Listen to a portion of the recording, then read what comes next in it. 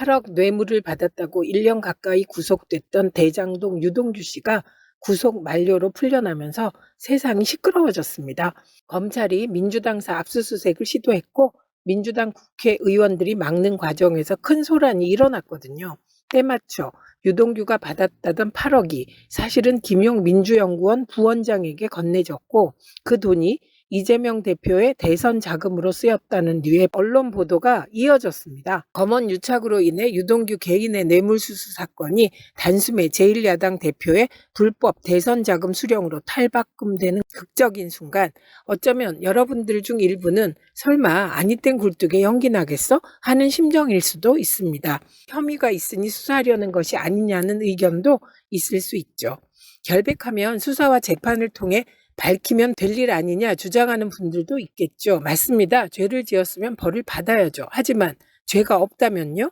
정적 죽이기를 위한 정치 검찰의 공작 수사라면요? 스스로의 결백을 증명하기 위해서라면 그런 부당한 수사에도 넙죽 응해야 하는 건가요? 유동규는 8억을 받고 뇌물죄로 기소됐습니다. 그리고 1년 정도 구속수사를 받았죠. 현행법상 뇌물 1억 이상을 받으면 최소 10년에서 무기징역까지 선고받을 수 있습니다.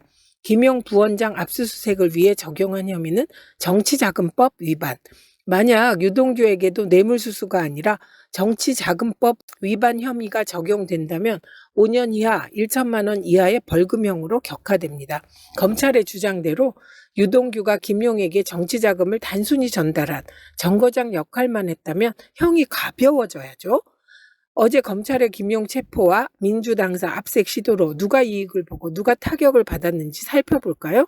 직접적인 이득을 본 사람은 유동규입니다. 구속 만료 시한을 넘겼다고 다 석방되는 게 아닌데 그는 시한에 맞춰 석방됐습니다. 뇌물죄 피고인에서 단순 전달자로 감형될 절호의 찬스를 얻은 거죠. 징역 10년에서 집행유예로 감면이라니 정말 엄청난 기대를 하게 되겠죠. 정치적 이득을 챙기고 있는 건 국민의힘과 윤석열 대통령, 20%대에서 30% 초반 박수권 지지율에 갇혀있는 대통령과 집권 여당, 위기의식이 상당하겠죠. 일부가 위기 탈출용 각종 퍼포먼스와 반북 친일 발언을 이어갔지만 기술적 반등 이외의 효과는 없었습니다. 그런데 검찰의 민주당사 압색 시도 전후 집권 여당이 기세 등등해진 게 보이지 않습니까? 친일 발언으로 인해 비난받던 정진석 위원장, 민주당에 대해 압색 저지는 범법 행위이자 법치주의에 대한 정면 도전이라며 큰소리치고 나섭니다. 나경원을 내세워 국회를 마비시켰던 정당이 할 말은 아니라 봅니다. 윤석열 대통령 민주당 압수수색에 대한 질문에 언론 보도 보고 아는 정도라며 지금의 야당이 여당이던 시절 언론사를 상대로 며칠이나 압수수색을 한 적이 있다고 반박했네요. 자칫 헷갈릴 뻔했습니다. 문재인 정부 시절에 압수수색을 청와대가 했었나요? 그럴 리가요. 예나 지금이나 압색은 검찰이 하잖아요. 당시 검찰총장이 누구죠? 윤석열입니다. 자기 얼굴에 침 뱉기 아닙니까? 민주당은 절체절명의 위기입니다. 한가하게 내부 총질로 자기 주가 올리기에 급급했던 의원들 지금부턴 조심해야 할 겁니다. 지금 분열을 일으키면 폭망이라 경고합니다. 이재명 대표는 대선과 관련해 불법 자금은 단돈 1원도 받은 적 없다고 다시 한번 강조했습니다. 김용 부원장의 결백을 믿는다고도 했죠. 검찰은 유동규가 몇 차례에 걸쳐 김용에게 8억을 전달했다고 주장하고 있는데요. 육하 원칙에 따라 상세히 적시해주기 바랍니다. 기본 아닙니까?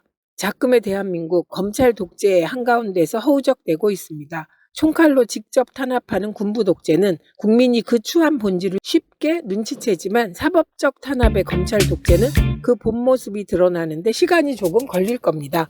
진리는 자명합니다. 압수수색 추진은 명백한 야당 탄압. 결국은 검찰 독재 정부와 시민의 한판 승부. 민주당은 시민과 굳건히 편먹어야 이깁니다. 최민희였습니다.